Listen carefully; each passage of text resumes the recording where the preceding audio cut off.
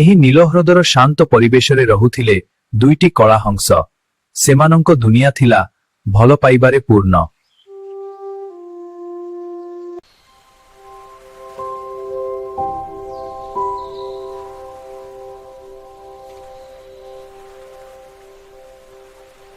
କିନ୍ତୁ ସୁଖର ସମୟ ଅଧିକ ସମୟ ରହିଲା ନାହିଁ। ଆକାଶରୁ ମାଡ଼ି ଆସିଲା ଏକ ବଡ଼ ବିପଦ।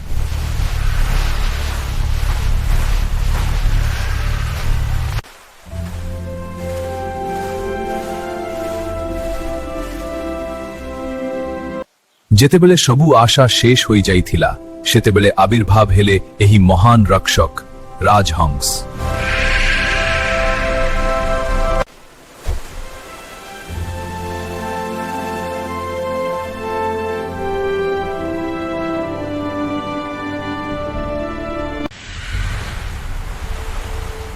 ସଂଘର୍ଷ ପରେ ଜୟ ହେଲା ପ୍ରେମର। ରାଜହଂସଙ୍କ ତ୍ୟାଗ ଯୋଗୁଁ କଳାହଂସଙ୍କ ପ୍ରେମ କାହାଣୀ ପୁଣି ସଜୀବ ହୋଇ ଉଠିଲା।